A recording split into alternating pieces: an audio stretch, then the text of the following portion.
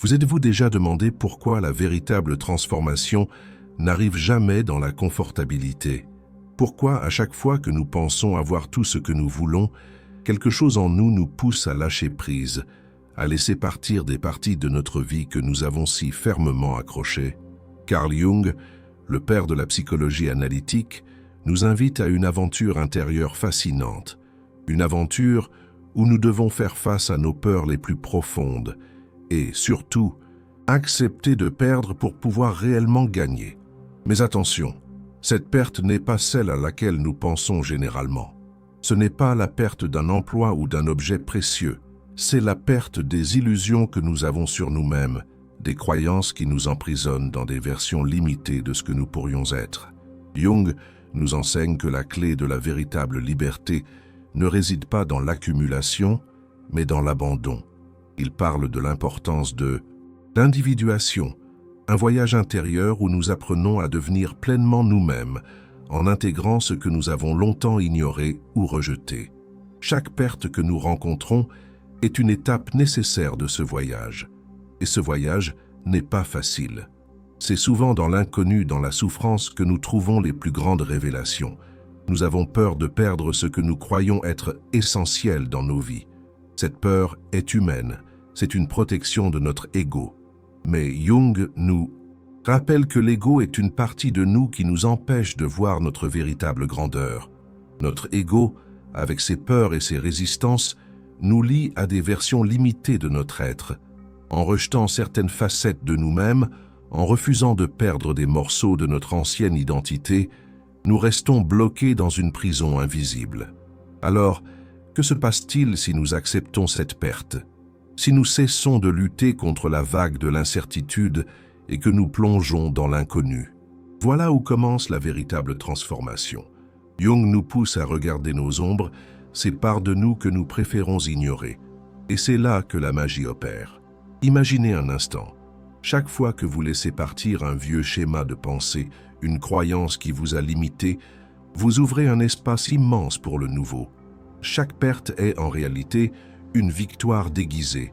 C'est comme un vieux manteau que vous abandonnez pour laisser place à une peau plus lumineuse, plus libre. Ce processus est nécessaire pour vous libérer des chaînes invisibles que vous vous êtes imposées. Dans la psychologie de Jung, la perte de l'ego est en réalité la découverte de votre véritable essence. La peur que nous avons de perdre quelque chose n'est que l'écho de l'ego qui tente de se protéger, mais ce n'est pas l'ego qui vous rend vraiment heureux. C'est l'âme, quand elle se libère des contraintes et des attentes externes, qui trouve la véritable liberté. La transformation qui en découle n'est pas une simple victoire. C'est un chemin semé d'embûches, mais chaque pas que vous faites dans l'inconnu vous rapproche un peu plus de votre véritable nature. Vous êtes appelé à devenir cette personne qui n'a plus peur de l'inconnu, cette version de vous-même qui n'a plus à se prouver quoi que ce soit, car elle a accepté de se perdre pour se retrouver. Pensez à la dernière fois où vous avez traversé une épreuve, une perte, un changement radical. Combien de fois avez-vous découvert des forces en vous que vous ignoriez? Cette perte était-elle vraiment une fin ou un commencement déguisé? C'est exactement ce que Jung nous enseigne. La véritable transformation naît de la confrontation avec ce que nous refusons d'accepter, de la rencontre avec nos ombres et de l'acceptation de nos faiblesses. Ce n'est que lorsque nous cessons de nous accrocher à ce qui ne nous sert plus que nous pouvons réellement grandir. Et là, la magie commence à opérer. Ce que vous pensiez avoir perdu, vous allez le retrouver dans une forme bien plus puissante, bien plus authentique. C'est dans ce processus que vous vous libérez des attentes externes et que vous ouvrez les portes de votre véritable potentiel. La perte, selon Jung, n'est pas un échec. C'est une invitation à la renaissance, à la réinvention. Car pour gagner, il faut parfois savoir perdre, mais perdre ce qui vous retient, ce qui vous limite, ce qui vous empêche d'atteindre cette version de vous-même que vous êtes destiné à devenir. L'art de se perdre, l'individuation à travers la perte. À mesure que nous plongeons plus profondément dans le processus de transformation, une vérité fondamentale se révèle. La perte n'est pas simplement un événement qui nous arrive. Elle est le catalyseur d'un processus plus vaste, celui de l'individuation. Ce concept central dans la psychologie de Jung est l'idée selon laquelle chaque individu est appelé à devenir ce qu'il est vraiment, à se libérer des illusions et des conditionnements imposés par la société et par lui-même. Mais ce chemin vers le soi véritable est pavé de pertes, de déchirements et de révolutions internes. L'individuation, selon Jung, n'est pas un processus facile. C'est un voyage qui demande de faire face à la part sombre de notre psyché, à ces aspects de nous-mêmes que nous avons ignorés, rejetés ou refoulés. Ces facettes de notre personnalité, qu'il appelle l'ombre, sont souvent les plus difficiles à affronter. Elles sont constituées des peurs, des désirs refoulés et des comportements que nous n'osons pas admettre. Mais ces ombres ne disparaissent pas simplement parce que nous les ignorons. Elles se manifestent dans nos vies sous forme de symptômes, de conflits internes, de tensions émotionnelles et parfois même de crises. C'est là que la perte joue un rôle crucial.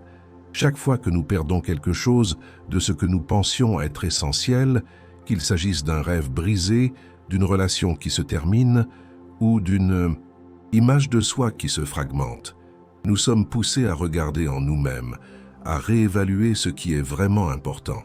Jung soutenait que l'ombre représente non seulement ce que nous cachons, mais aussi ce que nous avons besoin d'intégrer pour atteindre notre plein potentiel.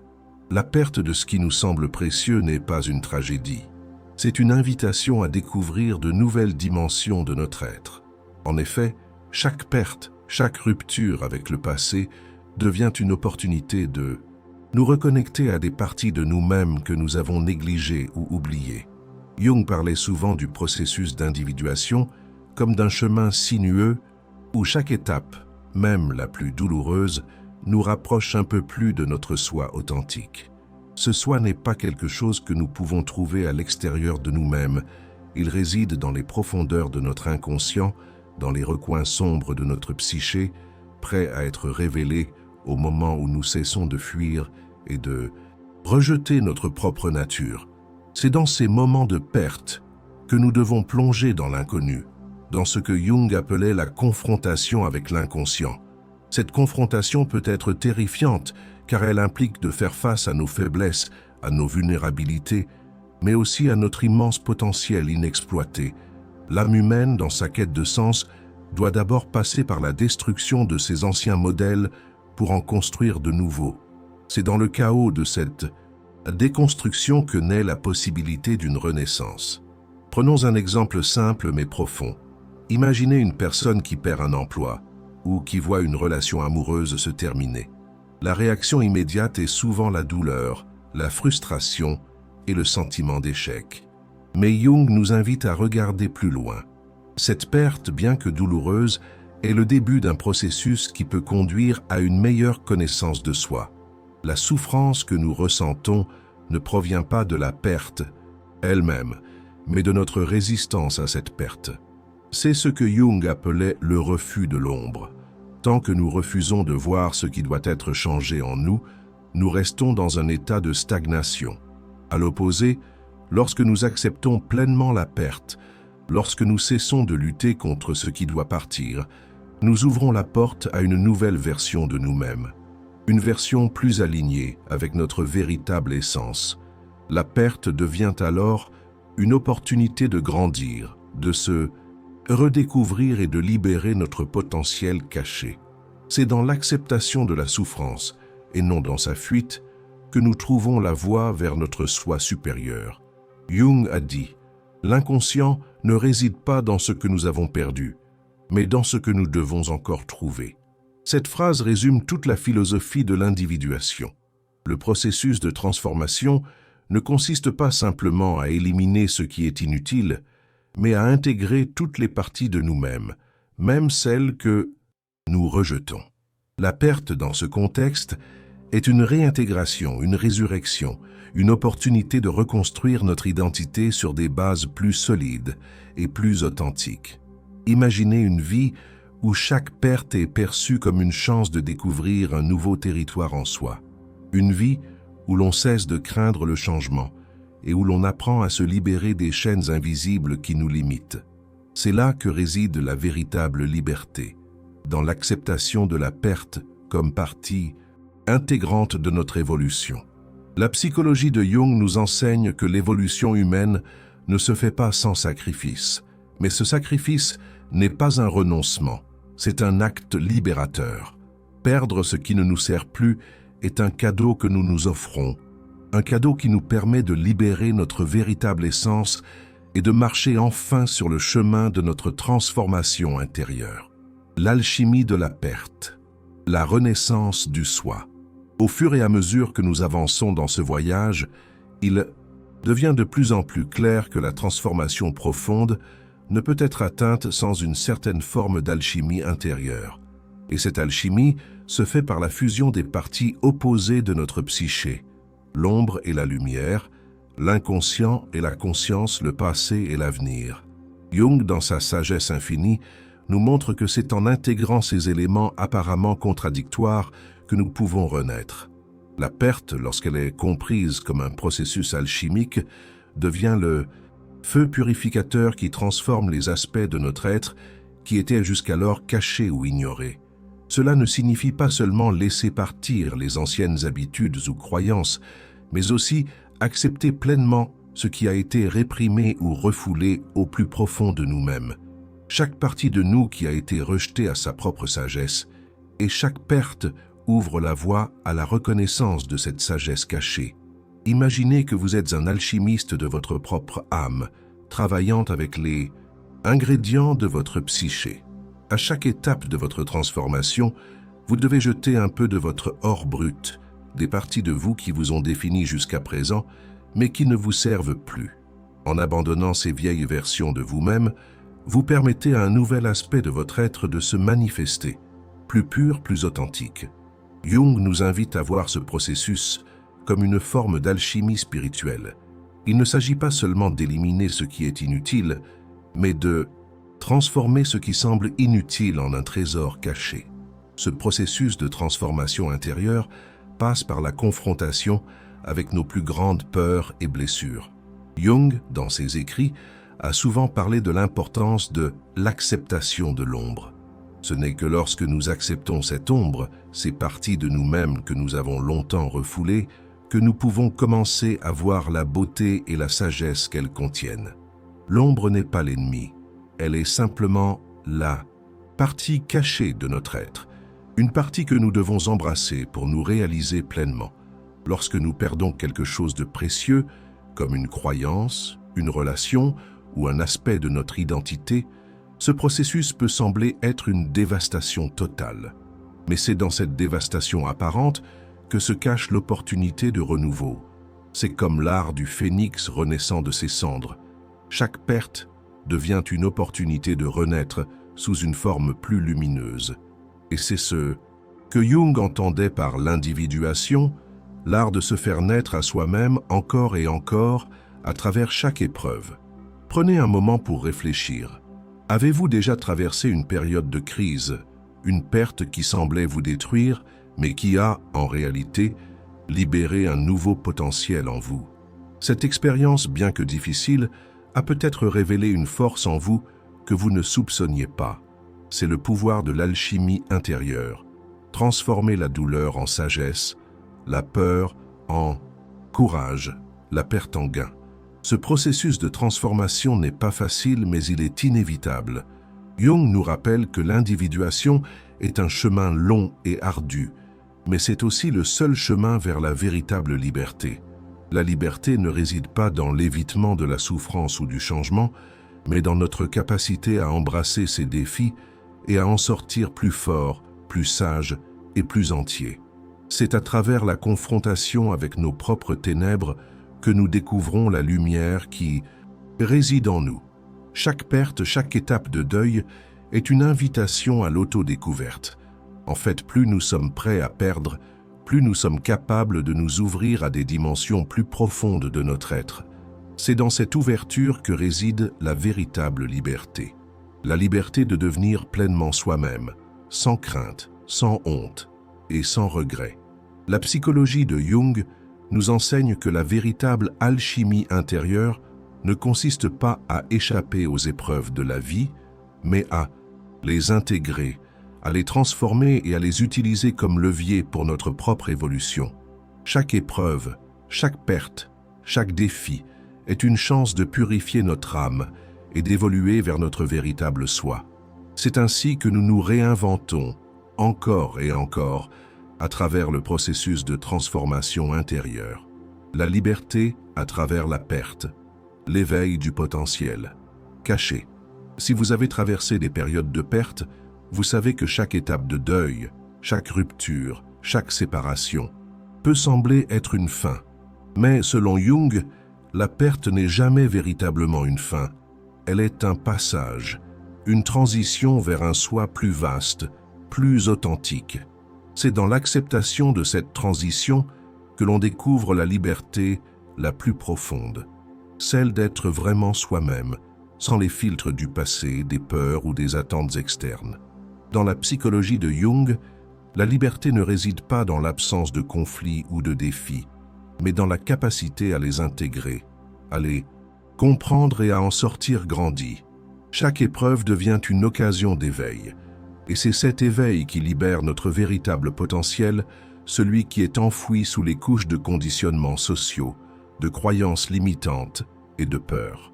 Lorsque nous regardons notre vie, nous pouvons souvent voir les moments où nous avons ressenti un grand vide, une grande perte.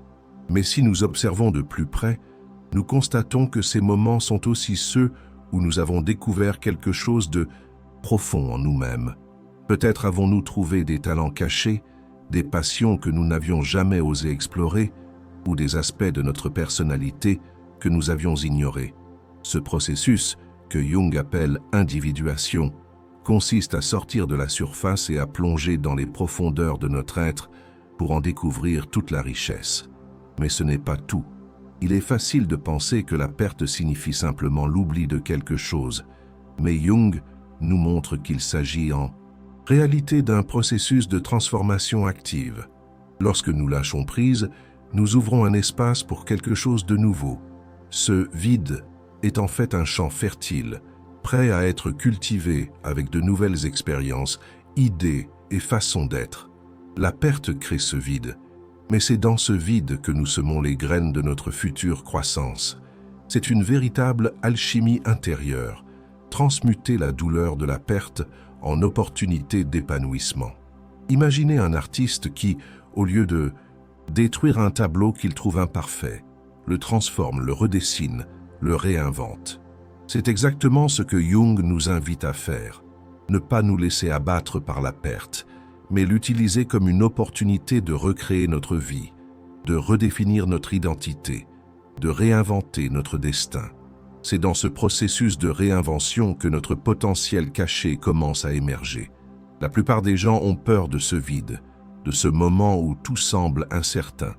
Mais ce vide est, en réalité, le terrain d'un renouveau profond. Jung croyait que pour atteindre la véritable liberté, il fallait être prêt à tout abandonner, même les parties de soi les plus chères. C'est dans ce lâcher-prise que nous pouvons enfin toucher ce qui est véritablement important et authentique dans notre vie. En libérant les couches superficielles de l'ego et des attentes sociales, nous découvrons un soi plus profond, plus libre, plus vrai. Ce chemin est difficile. Il n'est pas facile de se laisser aller, de se libérer de ce que nous connaissons, de ce qui nous a protégés pendant tant d'années. Mais Jung a toujours insisté sur le fait que l'âme humaine est conçue pour grandir et se transformer. Et même si ce processus de transformation peut sembler douloureux, c'est à travers cette douleur que nous devenons plus entiers, plus forts et plus vrais. Chaque perte que vous avez vécue, chaque moment où vous vous êtes senti perdu, a été en réalité une étape de votre cheminement vers la liberté. Vous avez découvert des aspects de vous-même que vous ne connaissiez pas encore. Peut-être avez-vous pris conscience de vos limites, de vos peurs, mais aussi de votre capacité à les surmonter. Chaque étape de ce voyage, bien que difficile, vous a rapproché de votre véritable soi, celui qui ne dépend pas des circonstances extérieures, celui qui est libre et entier. C'est dans cette liberté que réside la vraie puissance, la puissance de se réinventer, la puissance d'aller au-delà de ce que vous pensiez, être possible pour vous. Lorsque nous acceptons la perte et que nous l'utilisons pour grandir, nous ouvrons la voie à une nouvelle existence, pleine de possibilités et d'opportunités. C'est la véritable renaissance. Jung nous enseigne que la perte est le catalyseur de la transformation, que la souffrance est une voie vers l'éveil et que dans le processus de lâcher prise, nous découvrons la liberté véritable. Vous avez peut-être perdu beaucoup dans votre vie, mais dans chaque perte, il y a une promesse, la promesse de quelque chose de plus grand, de plus lumineux, de plus authentique. Ce n'est que lorsque nous sommes prêts à tout perdre que nous découvrons ce que nous avons réellement à gagner, une vie pleine de sens, de liberté et de potentiel inexploré. L'unité du soi et du collectif, l'évolution par la perte. Nous avons parlé de la perte comme étant un catalyseur de transformation personnelle, mais il est essentiel de comprendre que ce processus de transformation ne se limite pas à l'individu seul. La psychologie de Jung nous enseigne que nous ne sommes pas simplement des êtres isolés, mais que nous faisons partie d'un tout, d'un collectif plus vaste.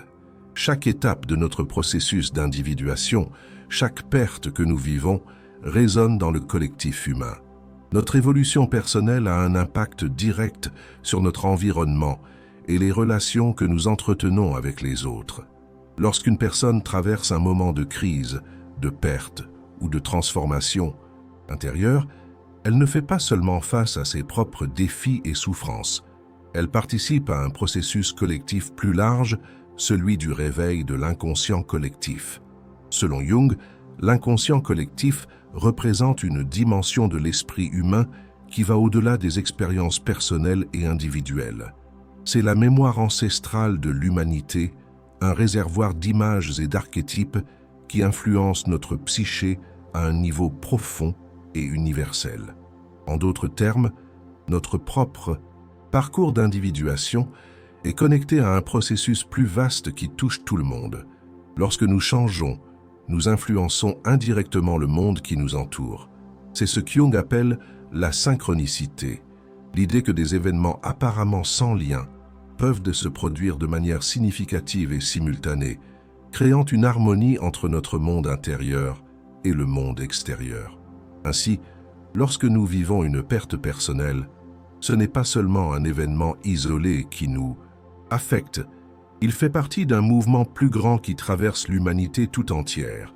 Cette perte personnelle devient un miroir de ce qui se passe au niveau collectif. Ce phénomène nous rappelle que, même dans nos moments de douleur et de souffrance, nous faisons partie de quelque chose de bien plus grand que nous. Et c'est cette connexion à ce tout qui nous permet de trouver un sens dans la perte. L'acceptation de la perte dans le contexte de l'inconscient collectif nous amène à une prise de conscience plus profonde. En lâchant prise, en nous libérant de nos anciennes versions de nous-mêmes, nous permettons à une nouvelle forme d'harmonie de naître, une harmonie qui n'est pas simplement individuelle, mais qui touche également le collectif. C'est dans ce processus d'intégration que nous pouvons contribuer à une évolution plus large de la conscience humaine. Pensez à l'impact d'une personne qui, après avoir traversé une grande perte, trouve la force de se réinventer, de s'ouvrir à de nouvelles possibilités et de partager cette sagesse avec les autres. Cette personne, par son propre cheminement, inspire ceux qui l'entourent. Chaque individu qui s'éveille à sa propre vérité, qui se libère des chaînes de l'ego et des illusions de la société, participe à l'éveil collectif de l'humanité. Cela ne signifie pas que nous devons ignorer nos souffrances ou les minimiser. Au contraire, Jung nous montre que c'est en allant dans la profondeur de nos souffrances que nous nous reconnectons aux autres de manière plus authentique. Lorsque nous traversons une crise, nous avons l'opportunité de nous connecter à l'expérience universelle de l'humanité. Nous nous rendons compte que, malgré nos différences, nous partageons tous les mêmes luttes, les mêmes désirs de sens, les mêmes peurs et les mêmes aspirations. La psychologie de Jung nous enseigne que l'individuation, loin d'être un processus égoïste ou isolé, est une démarche profondément relationnelle et collective. À travers notre propre évolution, nous aidons à faire évoluer le monde autour de nous. Nous avons tous la capacité de transformer nos expériences de perte en opportunités de guérison, non seulement pour nous-mêmes, mais aussi pour ceux qui nous entourent. Ainsi, chaque perte devient un fil tissé dans le grand tissu collectif de l'humanité. Ce processus de transformation est plus qu'une quête personnelle, c'est une quête de contribution à la conscience collective. En guérissant nous-mêmes, nous guérissons le monde. La véritable libération, selon Jung, vient lorsque nous comprenons que nous faisons partie d'un tout. Chaque perte, chaque souffrance, chaque difficulté devient une porte d'entrée vers une compréhension plus profonde de notre place dans l'univers. C'est en nous ouvrant à cette prise de conscience collective que nous trouvons la véritable liberté. Une liberté qui n'est pas seulement individuelle, mais universelle, touchant tout ce qui nous entoure. Lorsque nous acceptons de perdre ce qui nous retient, nous créons non seulement une nouvelle vie pour nous-mêmes, mais nous participons activement à l'évolution de la conscience humaine. La perte personnelle devient alors une clé pour l'éveil collectif, un appel à la transformation de toute l'humanité. La libération par le lâcher-prise, trouver la force dans l'incertitude. L'une des grandes illusions dans lesquelles nous vivons tous est la croyance que nous pouvons contrôler tout dans nos vies. Nous cherchons constamment à maîtriser nos circonstances, nos émotions et nos relations. Mais Jung, dans sa profonde sagesse, nous enseigne une vérité fondamentale. La véritable force vient non pas de contrôler, mais de lâcher prise. Le lâcher prise, dans le contexte de la psychologie de Jung, ne signifie pas une fuite ou un abandon passif. Au contraire, c'est un acte actif de s'abandonner à ce qui est plus grand que soi, de se libérer des attentes et des illusions créées par notre ego. C'est un acte de confiance, la confiance. Que, même sans tout comprendre, la vie se déroule exactement comme elle devrait, et que nous faisons partie de ce grand tout. Jung croyait que l'ego, bien qu'il soit nécessaire pour naviguer dans la vie quotidienne, nous limite souvent en nous empêchant de voir la totalité de notre psyché. L'ego veut tout contrôler, il a peur de la perte, de l'inconnu. Mais c'est dans l'abandon de ce contrôle que nous accédons à notre véritable essence. Il est dans cette souplesse, dans cette capacité à se laisser porter par le flux de la vie, que nous découvrons une force profonde et une liberté intérieure. Pensez à un moment où vous avez eu l'impression de tout perdre. Peut-être une situation dans laquelle vous ne pouviez plus tout contrôler. Peut-être cela vous a-t-il paru terrifiant, déstabilisant. Mais avec le recul, vous pouvez voir que c'est dans cette perte de contrôle que vous avez trouvé une nouvelle force, une nouvelle perspective, une nouvelle direction. C'est exactement ce que Jung décrit comme le processus de l'ombre, la partie de nous qui se cache dans l'inconscient, mais qui, lorsqu'elle est intégrée, révèle une force insoupçonnée. Le lâcher-prise n'est pas un acte de faiblesse, mais de courage. C'est un acte d'humilité, d'accepter que nous ne pouvons pas tout maîtriser et que parfois, nous devons faire confiance à la vie. C'est dans cette confiance que nous trouvons la paix intérieure. Lorsque nous cessons de nous battre contre le flot naturel de l'existence, nous commençons à nous harmoniser avec lui, à danser avec la vie, au lieu de lutter contre elle. Jung a souvent parlé de l'importance de la confrontation avec l'inconscient, de se permettre de se confronter à ce que nous rejetons ou avons peur de voir en nous-mêmes. Cette confrontation, aussi effrayante soit-elle, est le point de départ de notre véritable libération. Le lâcher-prise, dans ce contexte, devient un moyen de permettre à l'inconscient de prendre le relais, de nous guider là où nous devons aller, même si nous ne savons pas encore où cela nous mène. Le lâcher-prise ne signifie pas renoncer à l'action ou à la responsabilité. Au contraire, il s'agit de lâcher prise sur les résultats, sur le besoin de tout contrôler. C'est une reconnaissance que parfois la seule chose sur laquelle nous avons un véritable contrôle est notre propre attitude et la manière dont nous réagissons aux événements de notre vie. Ce n'est pas le contrôle extérieur qui nous libère, mais la maîtrise de soit la maîtrise de notre réponse à ce qui se passe autour de nous. Dans ce processus, Jung nous montre que, paradoxalement, lorsque nous cessons de chercher à tout contrôler, nous devenons plus puissants.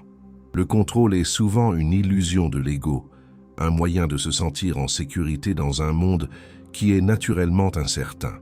Mais c'est en acceptant cette incertitude, en abandonnant la quête de perfection et de contrôle, que nous accédons à une liberté profonde et inébranlable. Pensez à la nature. Elle ne lutte jamais contre les lois de l'univers. Elle se laisse guider par les saisons, par les cycles de la vie. Le vent ne lutte pas contre la mer, les vagues ne s'opposent pas au courant. Elles suivent le flux naturel de la vie.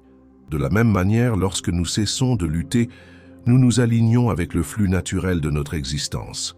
Le lâcher-prise devient alors un acte de sagesse, un acte qui nous permet de vivre pleinement, sans les chaînes du contrôle. Jung nous rappelle que l'âme humaine est fondamentalement en quête de sens, pas de certitude. Nous ne sommes pas ici pour contrôler, mais pour comprendre, pour expérimenter, pour évoluer.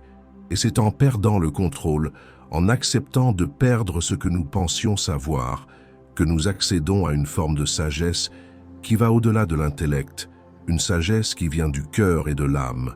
Le lâcher-prise, donc, devient une libération radicale. C'est en abandonnant les vieilles structures de pensée et en acceptant l'incertitude que nous ouvrons la porte à un monde de possibilités infinies. Ce n'est pas dans la résistance, mais dans la souplesse et l'adaptabilité que nous découvrons notre véritable puissance intérieure. L'acceptation de soi, le pouvoir de l'intégration. L'acceptation de soi est l'un des aspects les plus puissants de l'individuation, le processus de transformation intérieure décrit par Jung. Cependant, cela va bien au-delà de la simple reconnaissance de soi ou de l'acceptation de nos défauts. L'acceptation de soi dans le contexte jungien est un acte profond et sacré, un acte d'intégration de toutes les parties de nous-mêmes, même celles que nous avons longtemps rejetées. Jung nous enseigne que chaque être humain est composé de multiples facettes, certaines que nous acceptons volontiers et d'autres que nous préférons ignorer. Notre ego, dans son besoin de sécurité et de stabilité, crée une image de nous-mêmes que nous croyons devoir maintenir. Mais cette image n'est qu'une projection, une version limitée de qui nous sommes réellement. Nous avons tendance à nous attacher à cette image et à nous identifier à elle en oubliant que nous sommes bien plus que ce que nous pensons être. La véritable transformation vient lorsque nous cessons de lutter contre nos imperfections et nos vulnérabilités. Lorsque nous cessons de nous cacher derrière une façade, nous ouvrons la voie à une connaissance plus profonde de nous-mêmes. L'acceptation de soi signifie accepter non seulement nos qualités, mais aussi nos faiblesses, nos peurs et nos ombres. Jung croyait que l'ombre, loin d'être quelque chose à fuir ou à nier, est une partie essentielle de notre psyché. C'est dans l'intégration de cette ombre que nous devenons réellement entiers. Imaginez un instant que vous puissiez vous regarder dans le miroir et accepter pleinement ce que vous voyez, avec toutes vos imperfections, vos blessures et vos vulnérabilités. Non pas comme une forme de résignation, mais comme un acte de profonde réconciliation avec soi-même.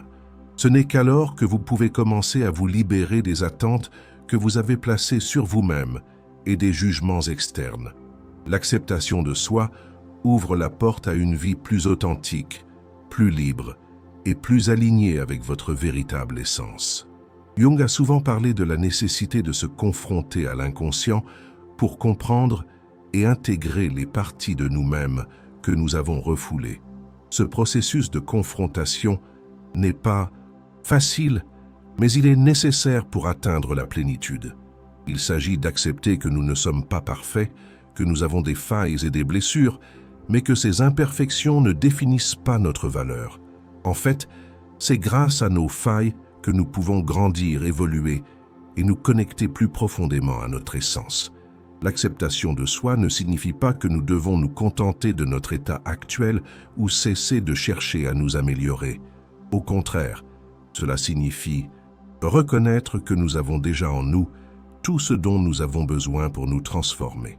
Cela signifie comprendre que nos erreurs, nos échecs et nos moments de vulnérabilité sont des enseignements précieux.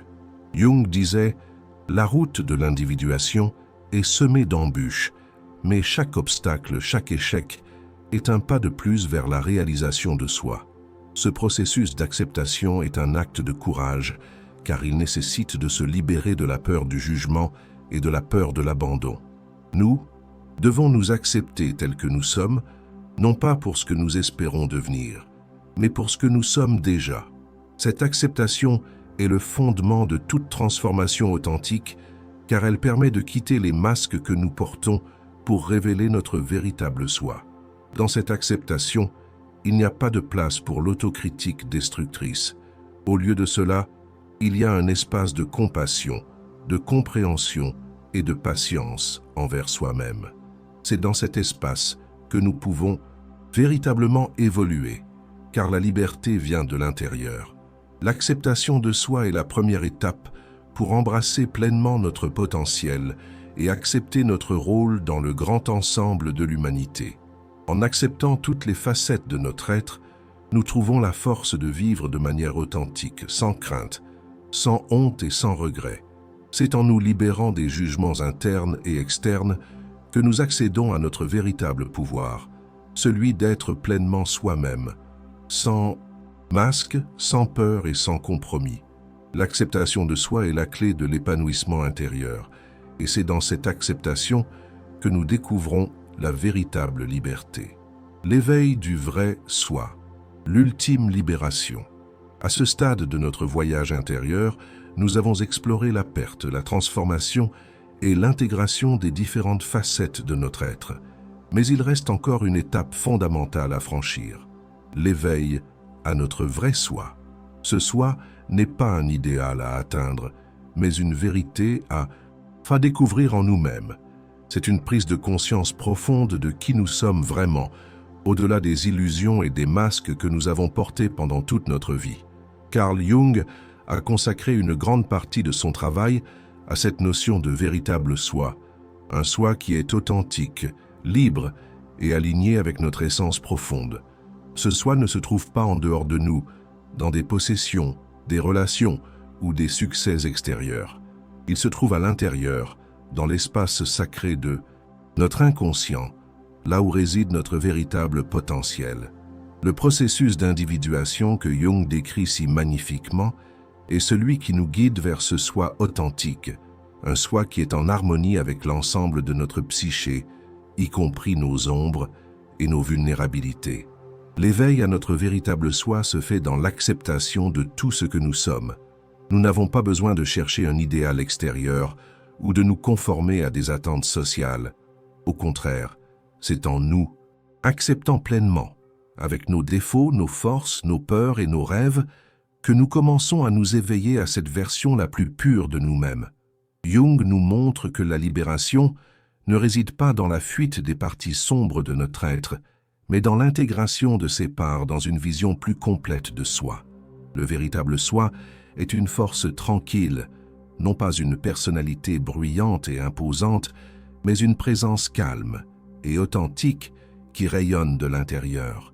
C'est une force qui se manifeste dans nos actions quotidiennes, dans nos choix de vie, dans nos relations et dans notre travail. Cette force vient de l'alignement avec notre âme, de la réconciliation avec toutes les parties de nous-mêmes, même celles que nous avons longtemps refusées. Pensez à un moment où vous avez agi de manière entièrement authentique, où vous avez fait quelque chose qui venait du fond de votre cœur, sans vous soucier de ce que les autres pensaient ou attendaient de vous. C'est dans ces moments que nous expérimentons l'éveil à notre véritable soi. Ce soi est déjà là, en nous, il n'attend que d'être reconnu et embrassé. L'éveil à notre soi authentique est un processus continu. Ce n'est pas une destination, mais un chemin. Chaque jour, chaque expérience, chaque rencontre avec l'autre nous offre une nouvelle occasion de nous découvrir, d'évoluer et de nous aligner davantage avec notre essence. Le voyage ne se termine jamais, car il est la quête d'une compréhension toujours plus profonde de nous-mêmes. Mais cet éveil ne peut se produire que lorsque nous avons accepté la perte, comme faisant partie de ce processus. La perte, loin d'être une fin, est le moyen par lequel nous nous débarrassons des couches superficielles de notre ego, des croyances limitantes et des attachements. Chaque perte devient une ouverture, un espace où le vrai soi peut émerger. La véritable liberté vient quand nous abandonnons ce qui nous retient, quand nous nous libérons des chaînes invisibles que nous avons construites autour de nous-mêmes. C'est là que réside la véritable puissance de l'individuation, dans la capacité à se connaître soi-même, à se libérer des illusions et à s'aligner avec la vérité intérieure. Le soi authentique n'est pas quelque chose que nous devons acquérir ou atteindre. Il est déjà là, prêt à émerger, lorsque nous cessons de nous battre contre nous-mêmes et que nous nous ouvrons pleinement à notre propre existence. Ce processus d'éveil est, en fin de compte, le chemin vers la liberté ultime. La liberté de vivre authentiquement sans les masques du passé, sans les projections de l'ego et sans les attentes des autres.